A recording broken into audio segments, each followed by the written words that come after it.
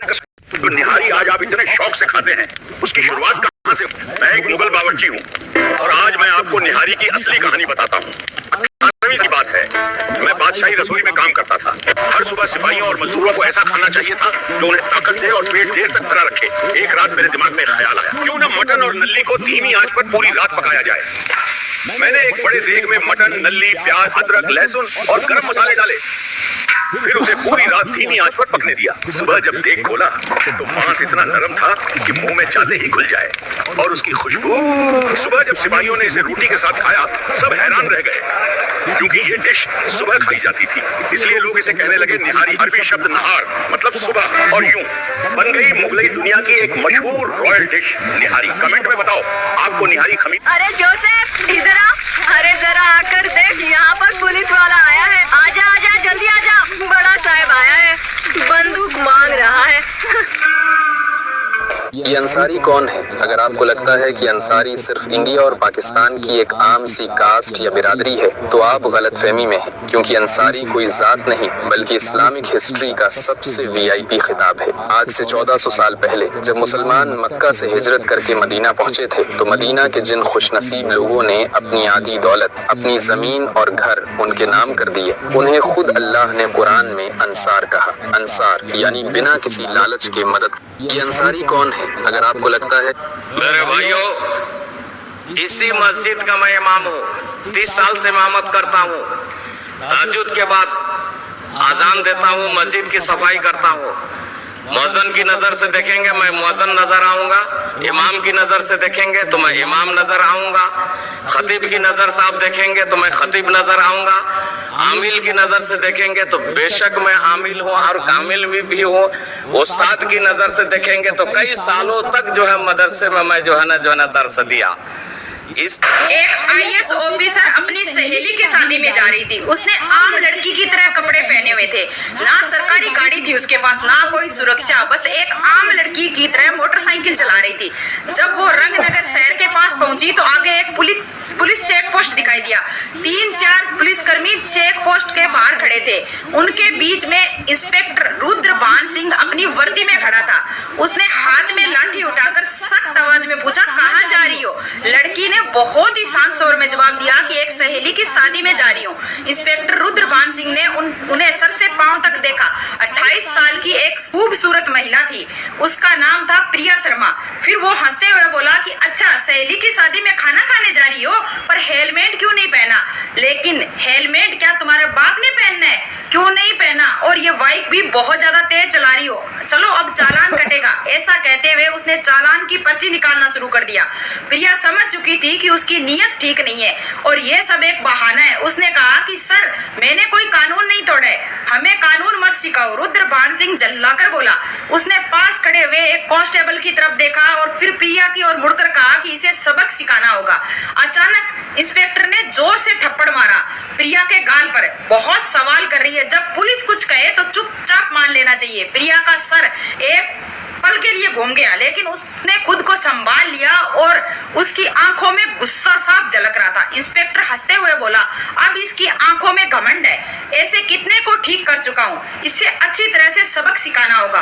एक कांस्टेबल आगे आया और बोला कि सर, इसे थाना लेकर चलते हैं, वहीं इसका इलाज होगा, तब ये समझेगी कि पुलिस से कैसे बात की जाती है।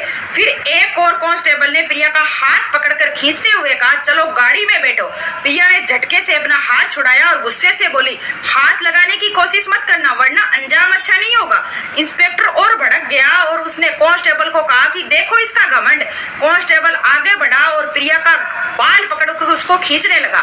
प्रिया दर्द से कर्रा उठी, लेकिन उसने अपनी असली पहचान नहीं बताई। वो देखना चाहती थी कि ये लोग कितनी नीचता तक जा सकते हैं। इसी बीच एक पुलिसकर्मी ने गुस्से से उसकी बाइक पर लात मार दी और ऊंची आवाज में बोला कि बड़ी आई साधु बनने वाली, अब तुझे खिलौना बनाकर खेलेंगे। और प्रिया अच्छे से समझ चुकी थी कि उसके साथ क्या होने वाला था और ये लोग इतने नीचे गिर सकते हैं। इंस्पेक्टर की आंखों में गुस्सा भरा था। वो जोर से चिल्लाया कि तेरे जैसे कई होशियार देखे हैं, पुलिस से पंगा लेगी, आज मजा चखाएंगे, चलो इसको थाने लेकर चलते हैं, वहां इसको समझ में आ जाएगा। उस समय भी प्रिया चुप थी। उसने अभी भी अपनी पहचान उजागर करने की कोशिश नहीं की थी। वो देखना चाहती थी कि ये लोग प्रशासन चुप थी, मानो गाड़ी खड़ी है। रुद्रबान सिंह चौंक गया, बोला कि कौन सी गाड़ी खड़ी है? कांस्टेबल घबराते हुए बोला कि सर सरकारी गाड़ी है। रुद्रबान सिंह तुरंत बाहर गया और गाड़ी के अंदर झांकते ही उसके होश उड़ गए। वो भागकर वापिस आया और धीमी आवाज में बोला, रुद्रबान सिंह चिल्लाकर बोला कि कौन हुआ, क्या हुआ, कौन आया है, क्यों इतना चिर कर रहे हो, किसकी गाड़ी आई है? तो वो कांस्टेबल बोला कि सर बाहर तो कमिश्नर साहब आए हैं। रुद्रबान सिंह का चेहरा पीला हुआ था। सीनियर इंस्पेक्टर यशवंत वर्मा भी सतर्क हो गया था। अब मामला सीधे ऊपर तक पहुंच चुका था। कमिश्नर यशवंत वर्मा जोर से बोले, सर मैंने पहले ही कहा था कि यहाँ कुछ न कुछ गड़बड़ है। अब रुद्रबान सिंह पूरी तरह अकेला पड़ चुका था। तभी पहली बार प्रिया शर्मा ने अपनी शांत लेकिन दृढ़ आवाज में सीधा फैसला सुना दिया, रुद्रबान सिंह अब तेरी नौकरी गई, तेरा सस्पेंशन पक्का है और तेरे खिलाफ अब केस भी चलेगा। ये सुनते ही रुद्रबान सिंह का चेहरा जैसे सफेद पड़ गया, वो सांस अटकने लगी। बाकी पुलिसकर्मी भी उसे नजरें चुराने लगे और स्वयं एसीपी साहब बाहर आए। चारों ओर नजर दौड़ाई, हर चेहरे पर हवाइयां उड़ रही थी। थाने नाम था आईएएस प्रिया शर्मा। उनकी ईमानदारी और साहस की चर्चा। Thank you and Ram Ram ji आप सभी को। वरदान मारा जा चुका है, रोम की सबसे बड़ी फौज टूट चुकी है। ये फतह नहीं, महज आगाज है। शहनशाह मौज़म, अजनादीन में हमारी फौज शिकस्त खा चुकी है, तो फिर खालिद का अगला हदफ दमिश्क होगा। क्या आप समझते हैं कि वो यहाँ तक पहुँच जाएंगे? पहुँच जाएंगे, लेकिन इन दीवारों से वापस नहीं जा सकेंगे। मैंने ऐसी फसील पहले कभी नहीं देखी। ये शहर खुद एक किला है, हर किले की एक कमजोरी होती है। बराह रास्त हमला नहीं, फिर हम उन्हें तन्हा। लेकिन शाम का नक्शा बदल चुका था। रोमी सल्तनत चाहिए था जो खालिद बिन वलीद रजी अल्लाह अन्हु के नाम से खौफ ज़दा ना हो, जो घबराहट में फैसले न करे और जो बरसों तक दीवारों के पीछे डटा रह सके। चुनाचे उसने अपने दामाद को मुंतखब किया, थॉमस, दमिश्क का नया मुहाफिज। थॉमस वरदान जैसा जज्बाती सिपा सलार नहीं था, वो ठंडे दिमाग का आदमी था, हिसाब लगाने वाला, इंतजार करने वाला और दिफाई जंग का माहिर। हरकुल ने दमिश्क की मुकम्मल कमान उसके हवाले कर दी।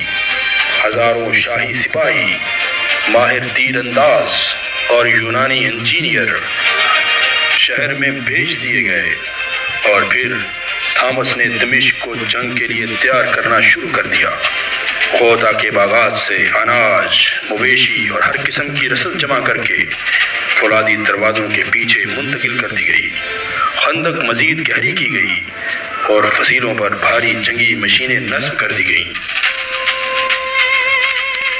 जब तक मुसलमान शुमाल की तरफ बढ़ना शुरू हुए, दमिश्क फौलाद और पत्थर के एक ऐसे जजीरे में बदल चुका था जो बरसों तक मुहासरा बर्दाश्त करने के लिए तैयार था। और थॉमस मुतमईन था, उसे खालिद बिन वलीद रजी अल्लाह अन्हु को मैदान में शिकस्त देने की जरूरत ही नहीं थी। उसका ख्याल था कि ये दीवारें काफी हैं, ये खंदक काफी है और शाम की आने वाली सर्दियां बाकी काम खुद कर देंगी।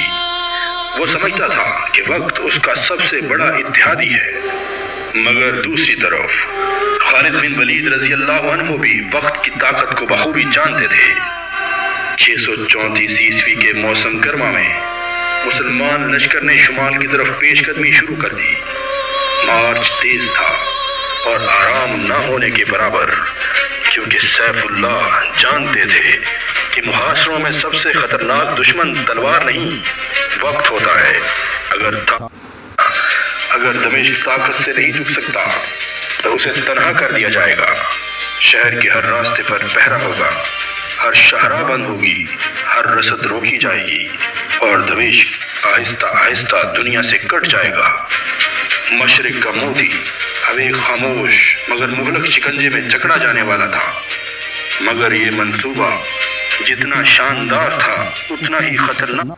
मुहासरा अब बाकायदा शुरू हो चुका था।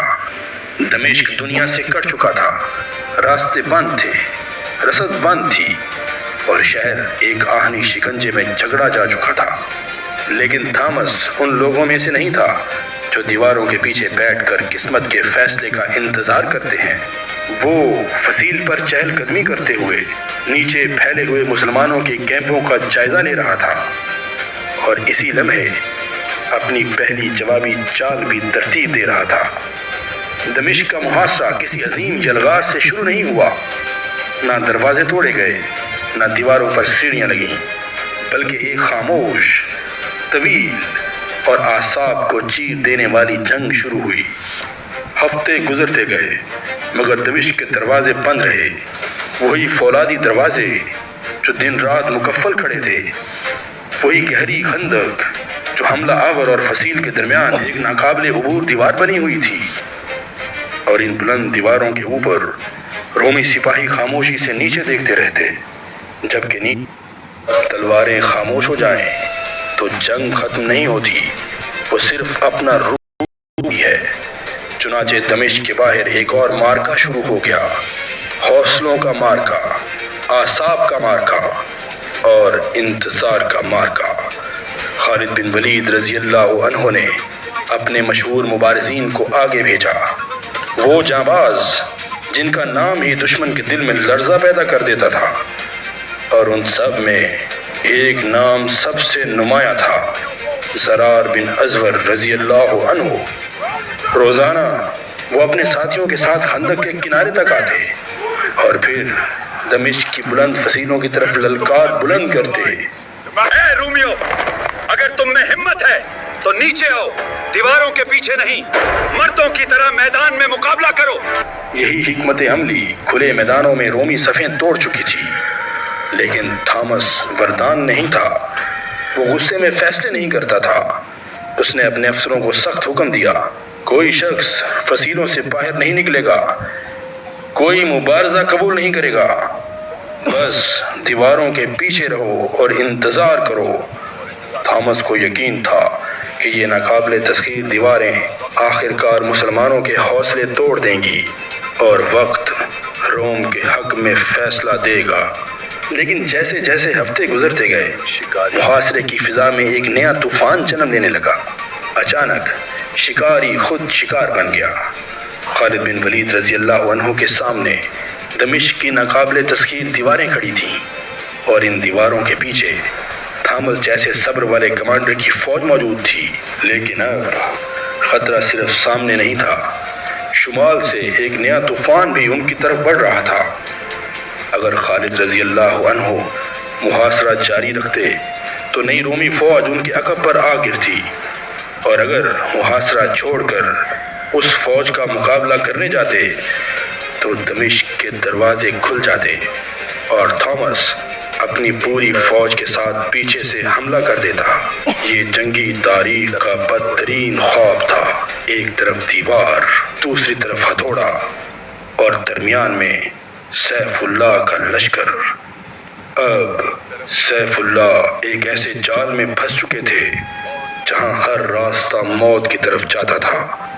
دمشق کا محاصرہ اب شہر فتح کرنے کی جنگ نہیں رہا تھا، یہ بقا کی جنگ بن چکا تھا۔ ایک طرف ناقابل تسخیر دیواریں، دوسری طرف ہرکل کی نئی عظیم فوج، اور درمیان میں اسلام کا لشکر۔ لیکن تاریخ نے بارہا دیکھا کہ جب راستے ختم ہو جائیں تب خالد بن ولید رضی اللہ عنہ نیا راستہ پیدا کرتے ہیں، اور اب وہ ایک ایسا فیصلہ کرنے والے تھے جو آنے والی صدیوں تک جنگی تاریخ میں مثال کے طور پر یاد رکھا جائے گا۔ اگلی قسط میں ہرکل اپنا سب سے خطرناک جال بچھائے گا، مرج السفر کا خونریز مارکا، دمشق سے نکلنے والے رومی لشکر اور دو محاذوں پر لڑی جانے والی جنگ، جہاں ایک لمحے کے لیے ایسا محسوس ہوگا کہ مسلمان قیادت مکمل طور پر ختم ہو جائے گی۔ لیکن سوال یہ ہے، کیا سیف اللہ روم کے اس عظیم منصوبے کو بھی ناکام بنا سکیں گے؟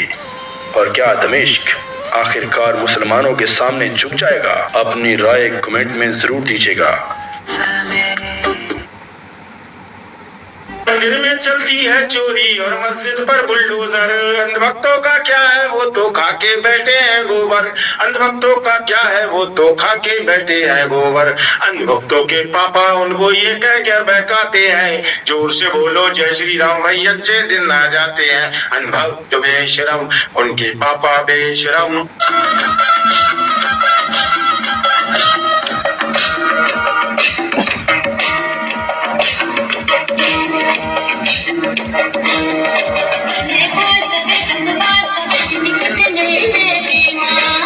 दोस्तों, कोर्ट से ज्यादा किसान फर्जी वकीलों की वजह से बर्बाद होते हैं और अपने 4-5 लाख रुपए गंवा बैठते हैं। लेकिन समझदार जो लोग कहते हैं औरत औरत की दुश्मन होती है, वो गलत कहते हैं। देख लो, सच्चाई आपके सामने है। मर्द भी औरत के दुश्मन नहीं होते मेरे भाई, अपनी आंखों से देख लो। लेकिन मर्द का दुश्मन जरूर होता है। थोड़ी देर और खसता तो ये आज कहीं और जाकर स्टीम ले रहा होता। ये तो कुछ भी नहीं, इसको क्या बोलोगे, जिसने मांस के साथ साथ नाक मुंह सब नोच लिया। इसलिए कहता हूं मर्द ही मर्द का दुश्मन है। जो लोग कहते हैं और जो इस्लाम को मिटाने की बात करते हैं वह सुन ले। 1400 साल तक दुनिया में राज करने वाली रोमन एम्पायर को मुसलमानों ने हराया। 1100 साल तक राज करने वाले बाइजेंटाइन एम्पायर को मुसलमानों ने हराया। 427 साल तक राज करने वाले सासानी एम्पायर को मुसलमानों ने हराया। दुनिया के सबसे खौफनाक आर्मी चंगेज खान को मुसलमानों ने हराया। और आज भी ईरान के मुसलमान ने दुनिया के सुपर पावर को झुकाया। अगर शेर शांत है तो समझ लो आने वाला तूफान से पहले यह शांति है जो इस्लाम को मिटा।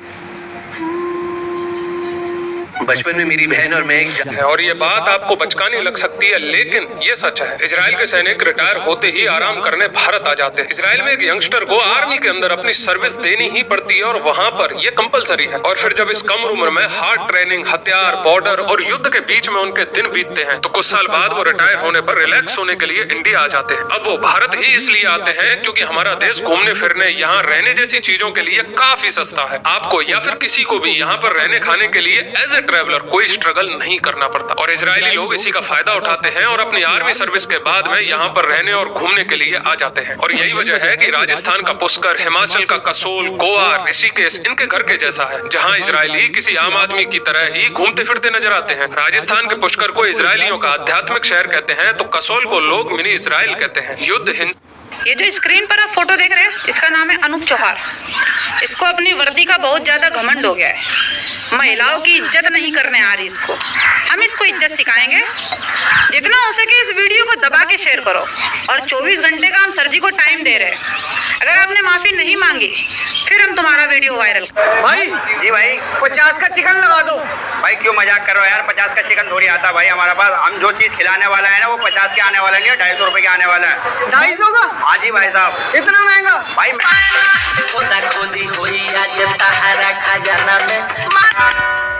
सर ये कितने की घड़ियां होंगी? एक व्यक्ति ने अपने 16 डॉक्यूमेंट्स दिखा दिए, Aadhaar card, PAN card, voter card, जमीन के कागज, यहां तक कि उसके पिताजी ने खुद कोर्ट के अंदर खड़े होकर के कहा कि साहब, जज साहब ये मेरा बेटा है, मेरा सगे बेटा है। लेकिन उसके बावजूद वो आदमी, वो शख्स अपनी भारत की नागरिकता साबित नहीं कर पाया। कैसे साबित करेंगे कि आप इस देश के नागरिक हैं? ये बहुत बड़ा सवाल है। और अभी हाल में एक बहस उठी जिसमें विदेश मंत्रालय के प्रवक्ता ने कहा कि पासपोर्ट सिर्फ और सिर्फ वो एक ट्रैवल डॉक्यूमेंट है, वो नागरिकता का प्रमाण नहीं है। जब अल्लाह के नबी के सहाबा भूख से इस कदर तलब गए कि जिंदा रहने के लिए उन्हें दरख्तों के सूखे पत्ते चबाने पड़े। भूख ऐसी कि होंठ जख्मी हो गए और मुंह छिल गए। लेकिन फिर अल्लाह ने समंदर से एक ऐसा अजीबोगरीब खजाना भेजा जिसने सबकी आंखें फटी की फटी रख दी। अल्लाह के रसूल सल्लल्लाहु अलैहि वसल्लम ने हजरत अबू उबैदा रजी अल्लाह अन्हु की क़ियादत में 300 सहाबाए किराम का एक लश्कर समंदरी साहिल की तरफ भेजा। सफर लंबा था और रास्ते रास्ते में राशन पूरी तरह खत्म हो गया। एक वक्त ऐसा आया कि पूरे दिन में खाने को सिर्फ एक खजूर मिलती थी और एक दिन वो भी खत्म हो गई। मजबूरन सहाबाए किराम ने दरख्तों की कांटेदार झाड़ियां और पत्ते चबाना शुरू कर दिए। इसी वजह से इस लश्कर को जैशुल खबत यानी पत्ते खाने वाला लश्कर कहा गया। हालात यहाँ तक पहुँच गए कि जिस्म में चलने की हिम्मत न रही। तभी चलते चलते वो समंदर के साहिल पर पहुँचे। वहाँ उन्होंने दूर से देखा तो समंदर के किनारे एक बहुत बड़ा रेत का टीला नजर आया। जब करीब गए तो होश उड़ गए। वो कोई पहाड़ नहीं था बल्कि समंदर की लहरों ने एक अजीम उश्शान मछली को बाहर फेंक दिया था, जिसे हदीस में अल अंबर कहा गया है। पहले हजरत अबू उबैदा रजी अल्लाह अन्हु ने सोचा कि मुर्दार खाना तो हराम है, लेकिन फिर फरमाया हम अल्लाह के रसूल के कासिद हैं, अल्लाह के रास्ते में हैं और शदीद मजबूर हैं, इसलिए ये अल्लाह का भेजा हुआ रिस्क है। इस मछली का साइज आप इस बात से सोचिए। हदीस के मुताबिक इस मछली की आंख के हल्के में 13 सहाबाए किराम आराम से बैठ गए। हजरत अबू उबैदा रजी अल्लाह अन्हु ने इसकी एक पसली को जमीन पर खड़ा किया और सबसे लंबे सहाबी सबसे लंबे ऊंट पर बैठकर उस पसली के नीचे से बगैर उसे छुए गुजर गए। इन 300 सहाबाए किराम ने पूरे 1 महीने तक इस मछली का गोश्त खाया और सब बिल्कुल सेहतमंद और ताकतवर हो गए। जब ये लश्कर वापस मदीना पहुंचा और नबी सल्लल्लाहु अलैहि वसल्लम को पूरा वाकिया बताया तो नबी पाक ने फरमाया वो रिस्क था जो अल्लाह ने तुम्हारे लिए समंदर से निकाला था, क्या तुम्हारे पास उसमें से कुछ बचा है? सहाबाए किराम ने बचा हुआ गोश्त पेश किया और आप सल्लल्लाहु अलैहि वसल्लम ने भी उसे तनाउल फरमाया। बेशक अल्लाह अपने बंदों को वहाँ से रिस्क देता है जहाँ से उन्हें गुमान भी नहीं होता। अगर आप